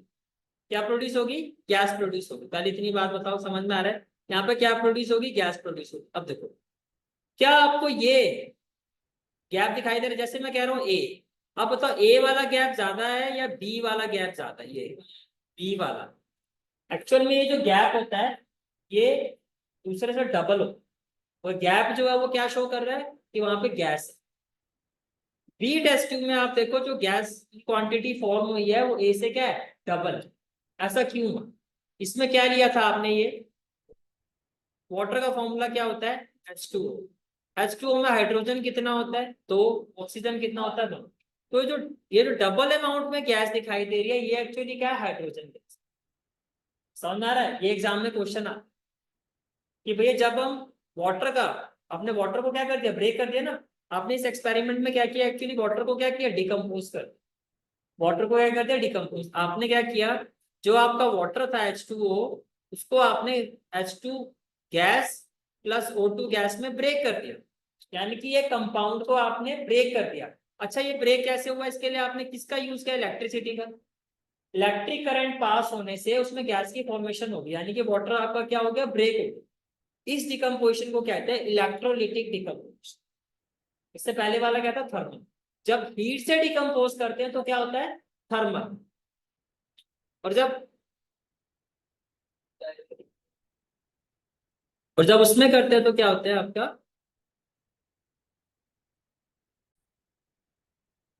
तो this decomposition is called as electrolytic decomposition. समझ पा रहे हो इस चीज को? ठीक है, ओके। अब एक डिकम्पोजिशन और होता है, ये की एक्टिविटी 1.8। इसमें देखो क्या है, आपने क्या लिया? सिल्वर क्लोराइड को। इसको लिया सिल्वर क्लोराइड, इसको किसमें डाल दिया आपने? China dish. ये होती है चाइना डिश। सिल्वर क्लोराइड का जो कलर होता है वो कैसा होता है? ग्रे कलर होता है। अब होता क्या है, जैसे इसके ऊपर सनलाइट फॉल करती है, क्या फॉल करती है? सन। क्या फॉल करती है? सनलाइट। तो ये जो सिल्वर क्लोराइड होता है, मैंने क्या कहा आपको? आपने क्या लिया? Silver chloride. सिल्वर क्लोराइड का, अच्छा मैंने उल्टा बोल दिया। सिल्वर क्लोराइड का जो कलर होता है वो कैसा होता है आपका? देखो, you will see that white silver chloride turns grey in sun. आपने जो चाइना डिश में सिल्वर क्लोराइड लिया उसका कलर कैसा है? व्हाइट। क्या था? व्हाइट। मैं आपको बताता हूँ। क्या आप एग्री करते हो? This is silver chloride. होता क्या है, जैसे ही इस पे सनलाइट फॉल करती है, सिल्वर क्लोराइड में जैसे क्या करती है? सनलाइट फॉल करती है। इस एक्टिविटी 1.8 में क्या है कि जैसे सिल्वर क्लोराइड पे सनलाइट फॉल करती है, ये ब्रेक हो जाता है सिल्वर, और क्लोरीन गैस जो होती है वो आपकी रिलीज हो जाती है। क्लोरीन एज ए गैस क्या होता है? रिलीज होता है। तो बच क्या गया? सिल्वर। अब जो सिल्वर क्लोराइड था इसका कलर कैसा था? व्हाइट। लेकिन अब ये जो सिल्वर रह गया इसका कलर कैसा होता है? ग्रे, ग्रेइश ब्लैक, ऐसा कुछ। इतनी बात समझ पा रहे हो? ठीक है। This is due to the decomposition of silver chloride into silver and chlorine by, ये क्यों ग्रे में कन्वर्ट हो गया? क्योंकि डिकम्पोज हो गया। अब ये डिकम्पोज कैसे हुआ? With the help of A light. कौन सी लाइट? सनलाइट। उसको हम कहते हैं फोटोलिटिक रिएक्शन, फोटोलिटिक डिकम्पोजिशन। इसको हम क्या कहते हैं? Photolytic decomposition. सेम एक और ऐसा कंपाउंड होता है, ये तो सिल्वर क्लोराइड का, दूसरा कंपाउंड होता है सिल्वर ब्रोमाइड। दूसरा क्या होता है? Silver bromide, AgBr। सेम, आपने सनलाइट पास करवाई, ये भी ब्रेक हो गया आपका Ag प्लस Br। तो आपको क्या कहा जा रहा है? The above reaction are used in black and white photograph. अब ब्लैक एंड व्हाइट फोटोग्राफी का मतलब क्या? पहले आप ये समझो। ब्लैक एंड व्हाइट फोटोग्राफी का मतलब ये हुआ आपका कि हम ये क्यों कह रहे हैं कि इस रिएक्ट, देखो आपने बहुत सारी ऐसी मेडिसिन देखी होगी जिनको बहुत डार्क कलर बॉटल में रखा जाता है, देखा ना आपने? जैसे कि अगर आप यहाँ देखो, medicine kept in dark colored bottles, why? To prevent the decomposition of chemical with the help of sunlight, so that अगर वो सनलाइट के कांटेक्ट में आएगी तो जो केमिकल है वो डिकम्पोज हो जाए, उसको बचाने के लिए हम इनको डार्क कलर बोटल्स में रखते हैं। इसी रीजन से हम सिल्वर फ्लोराइड, सिल्वर ब्रोमाइड को भी किस में रखते हैं? Dark colour bottles. भाई हमें तो रिक्वायरमेंट किसकी है? सिल्वर क्लोराइड की। हमें रिक्वायरमेंट किसकी है, सिल्वर ब्रोमाइड की, तो वो तो डिकम्पोज हो जाएगा, हमारे लिए तो वो चीज खराब हो जाएगी, इसलिए हम इनको किस में रखते हैं, डार्क कलर। हाँ जी, जैसे सनलाइट के कांटेक्ट में आएगा वो डिकम्पोज हो जाएगा, तो हम उसको कैसे रखते हैं, डार्क कलर। इतनी बात समझ में आ रही है। अच्छा, दूसरी बात मैंने कहा ब्लैक एंड व्हाइट फोटोग्राफी, अब वो समझो। ब्लैक एंड व्हाइट फोटोग्राफी क्या होता है, डिकम्पोजिशन जो है आपका यहाँ पर वो एक एंडोथर्मिक रिएक्शन है ना, क्योंकि आप वो सनलाइट को क्या कर रहा है, एब्जॉर्ब कर। तो देखो ये आपका क्या सिल्वर ब्रोम, और ये आपका क्या सिल्वर गोल्ड। जैसे इस पर लाइट फॉल करती है, अब वो लाइट जरूरी नहीं सनलाइट हो, अब बल्ब इसकी लाइट भी दोगे तो भी ये रिएक्शन, तो क्या होता है, silver plus bromine gas as a release आपकी क्या होती है, रिलीज हो जाती है। ये ब्रोमीन, ब्रोमाइन और क्लोराइड जो होते हैं इनको हैलाइड्स है, तो एक्चुअली ये जो है सिल्वर हैलाइड्स है, ये क्या है, सिल्वर हैलाइड्स। अब देखो, since above reactions are sensitive to light, ये रिएक्शंस क्या होती है, लाइट से क्या होती है, सेंसिटिव होती है। So use in black and white photography, इसका ब्लैक एंड व्हाइट फोटोग्राफी में क्या किया जाता है, यूज। समझ आ रहा है, क्लियर हो गया भाई। वैसे क्या था, सिल्वर क्लोराइड क्या था, व्हाइट, इसमें कन्वर्ट हो गया ग्रेइश, सिल्वर जो है आपका ग्रेइश, थोड़ा तो ब्लैक, ब्लैक एंड व्हाइट। इस रिएक्शन को, क्योंकि लाइट से सेंसिटिव होती है, so this reaction is used in the black and white photograph. क्या ये बात समझ में आ गई आपको, क्लियर हो गया यहाँ तक, ठीक है। देखो ये लिखा गया आपका, क्या बताया गया आपको, the above reactions are used in black and white photography and such reactions are called a decomposition reaction. Decomposition reactions requiring energy either in the form of heat, light or electricity for breaking down the reactants, and reactions in which energy is absorbed are known as endothermic reaction. Clear है यहाँ तक, ठीक है। This is for today's class. I hope you like this class, and if you like this class then do like, share and subscribe my channel. And don't forget to press the bell icon. Bell icon press करने से क्या होगा, जो भी मैं lecture upload करूँगा you will get the notification of that lecture. Thanks for watching this video. So bye, take care and have a great day.